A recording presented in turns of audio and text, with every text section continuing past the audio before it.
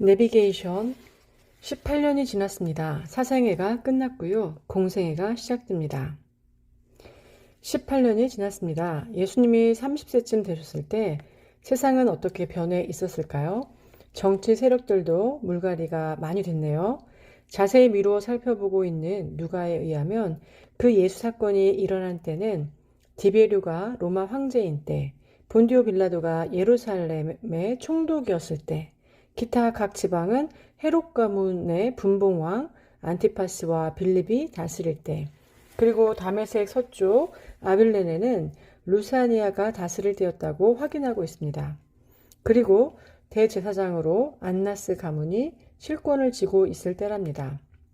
누가는 사학자 맞죠? 로마 군인들은 창을 들고 정복한 땅을 감시하느라 혈안이고, 그 와중에도 여전히 성전에서는 제사가 드려지고, 학자들은 율법을 강론하고 백성들은 일상의 삶을 살고 있습니다. 농사꾼은 여전히 올리브, 무화과, 포도나무를 재배합니다. 양 키우는 베두인이 있는가 하면 털을 가공하는 사람들도 많네요. 갈릴리 어부는 여전히 그물을 던지고 있고요. 맛있게 하는 식당은 여전히 손님이 많고, 장사 안 되는 식당은 걱정의 태산이네요. 공예품 상가에는 온갖 수공업 물건들로 즐비합니다. 누구든지 기술 하나씩은 있어 보입니다. 기름 짜서 파는 사람은 오늘도 올리브를 선별해야 하고, 그 집 아이들은 여전히 학교를 가야 합니다. 신도시에는 철소공 비즈니스도 잘 되네요. 그런가 하면 해외에서 예루살렘을 찾는 이들을 대상으로 관광 상품이 여전히 불티나게 팔리고요. 일부 특권층 소비 문화는 여전해서 비싼 향유, 사치품이 팔리고 있네요. 비즈니스 마인드가 있는 상인들 중에는 일찍이 해외 무역에 눈을 떠서 짭짤하게 재미 보고 있네요. 모파상들이죠. 돈이 모이면 재테크에 눈을 돌리는 사람들도 많네요. 눈에 띄는 자산가들도 있고요. 그 틈에 세금 걷는 텍스 컬렉터들은 엄청나게 세금을 부과하네요. 로마에 상납할 금액에 몇 배씩 붙이느라 계산기를 두드리네요. 이런 와중에 노예나 날품 파는 자들, 생활보호 대상인 영세민들은 싼 노동력에 구호금을 받아가며 근근히 살아가네요.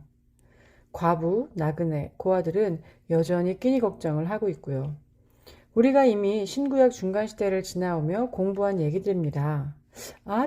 그런데 이런 일상의 삶을 사는 사람들의 마음은 콩밭에 있습니다. 그 콩밭이 어딥니까? 바로 요단 동편입니다. 요한이라는 사람 때문에 유대 전역이 난리도 그런 난리가 없습니다. 틈만 나면 세례 요한 집회에 가고 싶어 합니다. 예루살렘 성전 강의 프로그램은 파리를 날리는데, 요한의 집회에는 사람들이 구름처럼 모여드는 겁니다. 대부흥 운동이 일어났습니다. 어떻게 된 일인지 현장으로 가봐야겠습니다. 내비게이션 누가복음 3장 1절로 18절. 세례 요한 구약 선지자 이후에 400년 만에 선지자처럼 나타나 센세이션을 일으키다. 세례 요한 부모의 예언 노래가 사실이 됨. 도대체 무슨 메시지이길래 부흥일까요? 요즘처럼 이렇게 하면 축복받는다, 애들이 성공한다, 건강하게 장수한다, 이런 식의 설교가 아닙니다. 심판받는다, 빨리 돌이키지 않으면 멸망한다, 소위 혼나는 설교입니다. 야단치는 설교입니다. 그런데 그걸 듣겠다고 모여듭니다.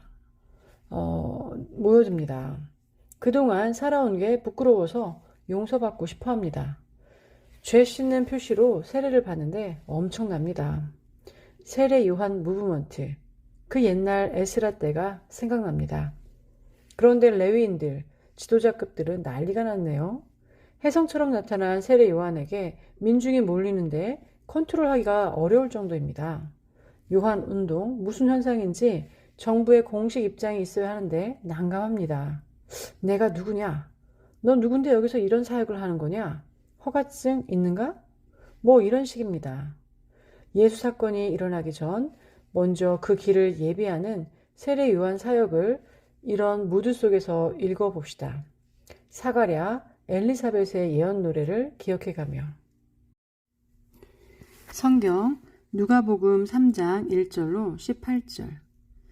디베르 황제가 통치한 지 15해 곧 본디오 빌라도가 유대의 총독으로 헤롯이 갈릴리의 분봉왕으로 그 동생 빌립이 이두레와 그라고니 지방의 분봉왕으로 루사니아가 아빌레네의 분봉왕으로 안나스와 가야바가 대제사장으로 있을 때에 하나님의 말씀이 빈 들에서 사가랴의 아들 요한에게 임한지라.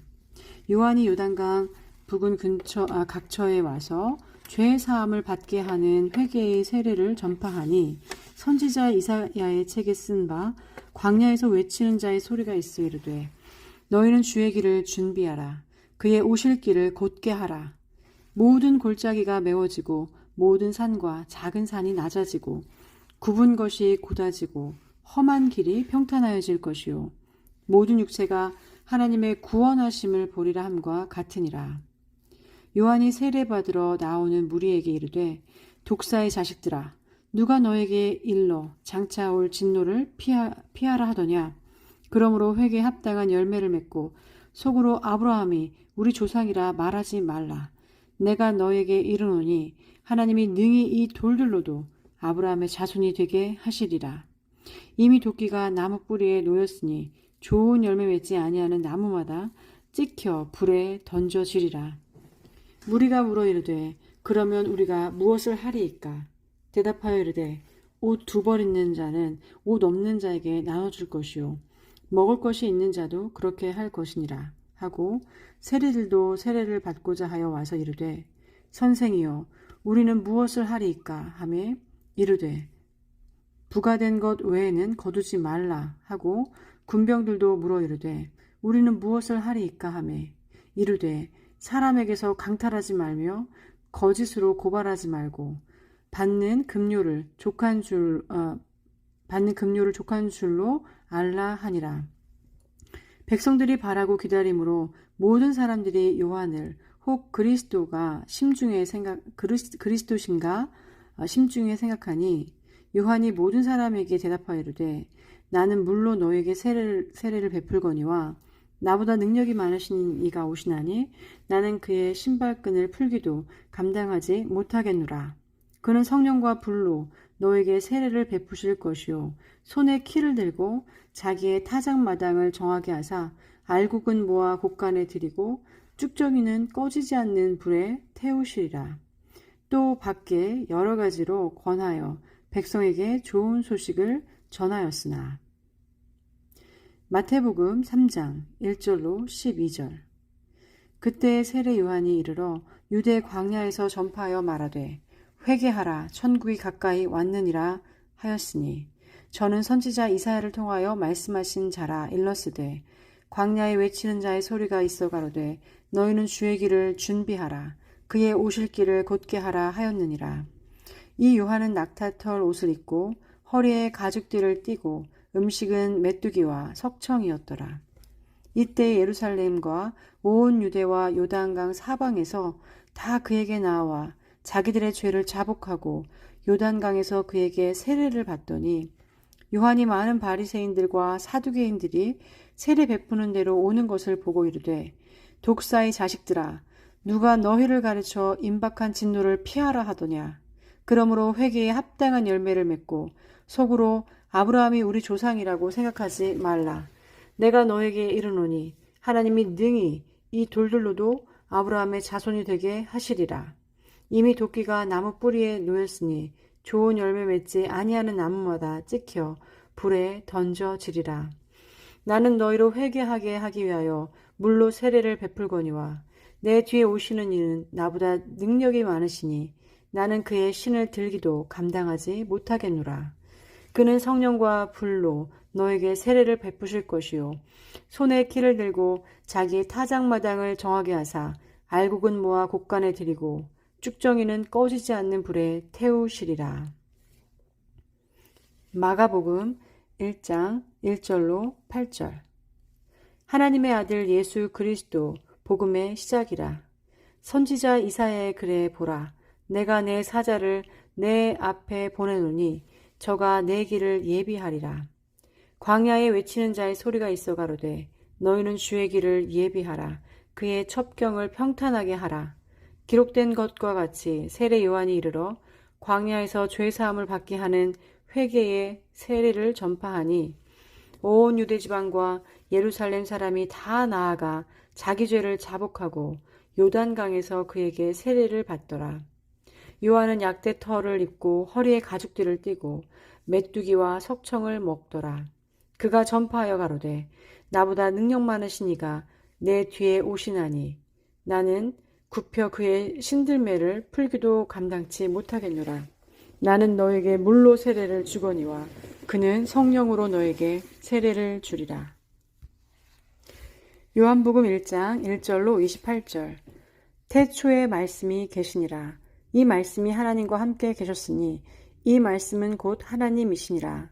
그가 태초에 하나님과 함께 계셨고 만물이 그로 말미암아 지은 바 되었으니 지은 것이 하나도 그가 없이 된 것이 없느니라. 그 안에 생명이 있었으니 이 생명은 사람들의 빛이라. 빛이 어둠에 빛이 돼 어둠이 깨닫지 못하더라. 하나님께로부터 보내심을 받은 사람이 있으니 그의 이름은 요한이라. 그가 증언하러 왔으니 곧 빛에 대하여 증언하고 모든 사람이 자기로 말미암아 믿게 하려 함이라. 그는 이 빛이 아니요 이 빛에 대하여 증언하러 온 자라. 참 빛, 곧 세상에 와서 각 사람에게 비추는 빛이 있었나니 그가 세상에 계셨으며 세상은 그로 말미암아 지은 바 되었으되 세상은 세상이 그를 알지 못하였고 자기 땅에 오매 자기 백성이 영접하지 아니하였으나 영접하는 자, 곧 그 이름을 믿는 자들에게는 하나님의 자녀가 되는 권세를 주셨으니 이는 혈통으로나 육정으로나 사람의 뜻으로 나지 아니하고 오직 하나님께로부터 난 자들이니라. 말씀이 육신이 되어 우리 가운데 거하심에 우리가 그의 영광을 보니 아버지의 독생자의 영광이요 은혜와 진리가 충만하더라. 요한이 그에 대하여 증언하여 외쳐 이르되 내가 전에 말하기를 내 뒤에 오시는 이가 나보다 앞선 것은 나보다 먼저 계심이라 한 것이 이 사람을 가리킴이라 하니라. 우리가 다 그의 충만한 데서 받으니 은혜 위에 은혜로라. 율법은 모세로 말미암아 주어진 것이요 은혜와 진리는 예수 그리스도로 말미암아 온 것이라. 본래 하나님을 본 사람이 없으되 아버지 품속에 있는 독생하신 하나님이 나타내셨느니라. 유대인들이 예루살렘에서 제사장들과 레위인들을 요한에게 보내어 내가 누구냐 물을 때에 요한의 증언이 이러하니라. 요한이 드러내어 말하고 숨기지 아니하니 드러내어 하는 말이 나는 그리스도가 아니라 한데 또 묻되 그러면 누구냐 내가 엘리야냐 이르되 나는 아니라. 또 묻되 내가 그 선지자냐 대답하되 아니라. 또 말하되 누구냐 우리를 보낸 이들에게 대답하게 하라. 너는 내게 대하여 무엇이라 하느냐 이르되 나는 선지자 이사야의 말과 같이 주의 길을 곧게 하라고 광야에서 외치는 자의 소리로라 하니라. 그들은 바리새인들이 보낸 자라. 또 물어 이르되 내가 만일 그리스도도 아니요 엘리야도 아니요 그 선지자도 아닐진데 어찌하여 세례를 베푸느냐. 요한이 대답하되 나는 물로 세례를 베풀거니와 너희 가운데 너희가 알지 못하는 한 사람이 섰으니 곧 내 뒤에 오시는 그이라. 나는 그의 신발끈을 풀기도 감당하지 못하겠노라 하더라. 이 일은 요한이 세례 베풀던 곳 요단강 건너편 베다니에서 일어난 일이니라. 내비게이션. 세례 요한이 유명인사가 되었다. 세례 요한이 떴네요. 아무나 뜨나요? 배우가 있는 거죠? 고통이 있었겠죠. 노력을 들인 거죠. 세례 요한 그동안 어떻게 살아왔길래. 그는 다른 제사장 가문의 아들들처럼 안정된 생활을 하지 않고 광야에 나가 외롭게 득도하기로 결정합니다. 일찍이 집을 떠난 거죠. 광야 생활의 심볼 메뉴인 메뚜기와 석청을 먹고 살았습니다. 혹자는 세례 요한이 쿰난 공동체의 사람일 거라고 합니다. 쿰난 공동체는 야인들의 모임입니다. 로마의 통치 세력, 정치 귀족 대제사장 일당들의 행패, 그들의 앞잡이 사두개파 신학자들의 비리, 바리새인들의 위선, 이런 게 보기 싫어 속세를 떠난 사람들입니다. 보통 사람들은 보기 싫어도 그냥 세상에서 살거든요. 그런데 의로운 반골 기질의 사람들은 세상에 적응하기 힘들어 떠나고 싶어 합니다.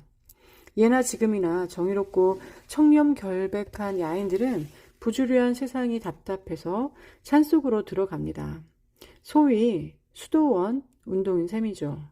쿰난 공동체 사람들도 공동생활을 하면서 구약 성경을 연구하고 이사야서 같은 예언서들을 필사하는 사본 활동을 하기도 하고 기도하고 묵상하다가 죽어 묻히고 그렇게 산 사람들입니다.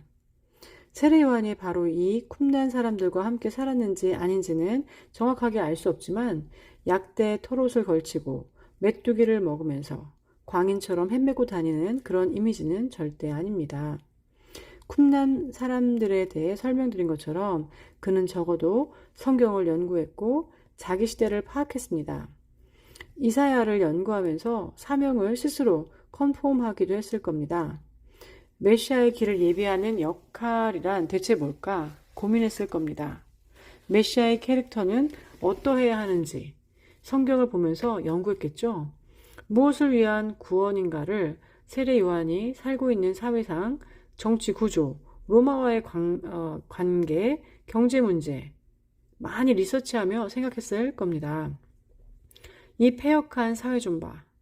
아브라함의 후손들이 이렇게 살 수 있는가? 속은 썩어 있는데 사생활도 엉망, 사회생활도 엉망, 세금 과잉 징수, 가난한 자들 늑탈 좀 그만해라. 요한은 사회를 분석한 사람입니다. 사회학자입니다. 결론은 지도자들이 문제라는 겁니다. 우리가 구약에서 공부했던 이상국가 지도자론인 셈이죠. 한마디로 기득권자들, 리더십들, 구약으로 말하면 제사장들, 레위인들, 귀인들이 문제임을 알게 됩니다. 잘못된 권세자들, 타락한 왕권 끈앞풀들, 회당교육, 율법 해석, 미시나 교육 시스템, 아무리 해도 이 제도의 껍질 속은 타락해 있었다는 겁니다. 세례 요한의 요지는 무엇입니까? 그렇다면 누가 이 썩어있는 인간사회를 구원할 것인가? 구원자가 필요하지 않은가? 그래서 성경은 그토록 오랫동안 표리부동한 이스라엘의 죄악을 언급해 왔음을 알게 됩니다. 그런 존재가 진정 필요합니다. 이름하여 메시아, 진정한 리더십, 진정한 왕. 지금까지 얘기한 내용이 뭔지 아십니까? 이사야 내용입니다. 성경 말씀이 요한의 실제 삶에서 이해된 겁니다. 세례 요한의 신앙은 이사야 안에만 머물러 있지 않았습니다. 요한이 살았던 실제 사회 속에도 응고되어 있는 이사야의 탄식을 본 것입니다. 그러면서 이제 이사야 속에 그 일은 자기 일이라고 공감합니다. 자기화하는 것이죠. 세례 요한은 자문합니다. 그토록 기다려오던 메시아를 내 때에 본다? 그런데 그를 예비하는 역할이다? 그럼 그 구원자의 프로필을 어떻게 이미지 메이킹 할 것인가? 이미 구약 성경에 나와 있는 수많은 메시아 프로필을 내 시대에는 어떻게 용어 정리할 것인가? 세상 죄를 지고 가는 하나님의 어린 양.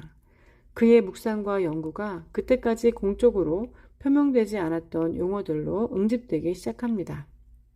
메시아는 패역한 이 세상의 문제를 해결해야만 한다. 부조리한 세상에 진정한 왕권을 보여줘야만 한다. 그래야 진정한 왕이지. 죄, 악은 고통의 범인이지 않은가? 온 세상이 그러하지 않은가? 그래, 메시아라면 이런 고약한 세상 죄악의 문제를 지고 가는 존재여야 한다. 그래야 온 세상의 구원자라 이름할 수 있지 않은가? 그런 존재는 하나님의 아들이어야만 가능하지 않겠는가? 그래, 맞다. 하나님의 아들, 세상 죄를 지고 가는 하나님의 어린 양, 하나님의 아들. 그렇다면 그를 어떻게 알아볼 수 있을까? 끝없이 연구하고 공부하고 조사하고 노력하고 분노하고 고민하고 모색하고 기도하는 동안 그의 심령이 강해졌습니다. 메시지가 쌓였습니다. 야인들의 특성, 바른말 하기, 회개를 촉구할 수밖에 없죠. 그리고 해결책을 내놓는 거죠. 메시아를 기다려라. 회개하라. 하나님 그 왕이 나타나신다. 아니면 심판이다. 돌이켜라. 예수 공생애가 시작되다. Y좌표 이동 순간.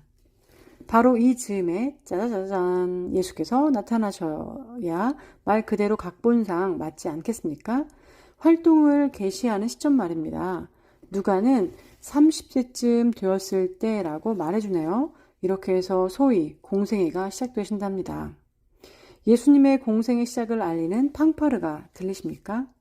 네, 예수께서 공생애를 시작했다는 팡파르 소리는 저 아래 유대 요단강 동편 세례 요한의 사역지에서 들려오고 있습니다.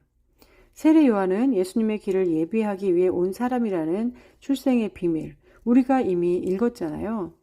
이렇게 예수님의 사역은 세례 요한과는 도저히 뗄 수 없게 밀착되어 있습니다. 그래서 첫 공생의 사역을 하기 위해 세례 요한부터 찾아가시는 겁니다. 예수님은 지금 여행 준비 중이십니다. 왜냐하면 예수님이 사시는 지방은 갈릴리, 가시려는 지방은 유대, 이렇게 완전히 다른 스테이지였거든요. 사생애 때도 결국 갈릴리, 유대, 이것이 큰 범위였던 것 기억나시죠? 앞으로 예수님의 사역 장소는 이 두 군데로 크게 나뉘어 있다는 사실을 발견하게 될 겁니다. 갈릴리 지방과 유대 지방을 오고 가시는 전환점이 되면 Y좌표 이동 순간 이렇게 표시되어 있을 거예요. 눈여겨보셔요. 예수님은 적어도 50일 정도 장거리 여행을 예상하신 듯 합니다. 왜냐하면 요단강 동편 집회 장소에서 세례 받으시고는 40일 금식 기도로 이어지니까요. 자, 우리도 예수님과 함께 여행을 떠나봅시다. 여행, 좋아하시죠? 성경 속에서는 여행하면 지도입니다. 지도를 계속 보면서 따라오시면 성경 이해 50%는 해결됩니다. 누가복음 3장 21절로 23절 A, 마태복음 3장 13절로 17절, 마가복음 1장 9절로 11절. 예수께서 사생애를 끝내시고 갈릴리에서 유대 지역으로 이동, 세례 요한 집회 장소에 나타나 세례 받으시다. 공생애를 시작하면서 세례 요한을 찾으시는 이유는 무엇보다 세례를 받으시기 위해서입니다. 이때 예수님 위에 비둘기 형체가 생깁니다. 이 일로 세례 요한은 자기가 받은 계시가 사실이었음을 확인하게 됩니다.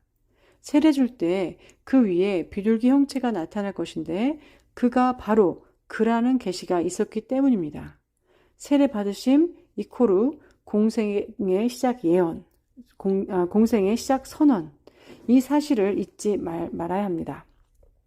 세례 요한의 인증샷, 즉 구약의 인증샷입니다. 예수님은 인간의 몸을 입고 오셨지만 죄인은 아닙니다. 다만 예수님은 자신이 구원할 사람들과 스스로를 동일시하려고 했기 때문에 세례를 받으셨습니다. 모든 의를 이루는 것이 합당하다고 하며 세례받는 이유를 밝히십니다. 성경 누가복음 3장 21절로 23절 A, 백성이 다 세례를 받을새 예수도 세례를 받으시고 기도하실 때에 하늘이 열리며 성령이 비둘기 같은 형체로 그의 위에 강림하시더니 하늘로부터 소리가 나기를 너는 내 사랑하는 아들이라 내가 너를 기뻐하노라 하시니라. 예수께서 가르치심을 시작할 때에 30세쯤 되시니라. 마태복음 3장 13절로 17절. 이때 예수께서 갈릴리로부터 요단강에 이르러 요한에게 세례를 받으려 하시니 요한이 말려 이르되 내가 당신에게서 세례를 받아야 할 터인데 당신이 내게로 오시나이까. 예수께서 대답하여 이르시되 이제 허락하라. 우리가 이와 같이 하여 모든 의를 이루는 것이 합당하니라 하시니 이에 요한이 허락하는지라. 예수께서 세례를 받으시고 곧 물에서 올라오실새 하늘이 열리고 하나님의 성령이 비둘기같이 내려 자기 위에 임하심을 보시더니 하늘로부터 소리가 있어 말씀하시되 이는 내 사랑하는 아들이요 내 기뻐하는 자라 하시니라. 마가복음 1장 9절부터 11절 말씀. 그때 예수께서 갈릴리 나사렛으로부터 와서 요단강에서 요한에게 세례를 받으시고 곧 물에서 올라오실새 하늘이 갈라짐과 성령이 비둘기같이 자기에게 내려오심을 보시더니 하늘로부터 소리가 나기를 너는 내 사랑하는 아들이라 내가 너를 기뻐하노라 하시니라. 아멘.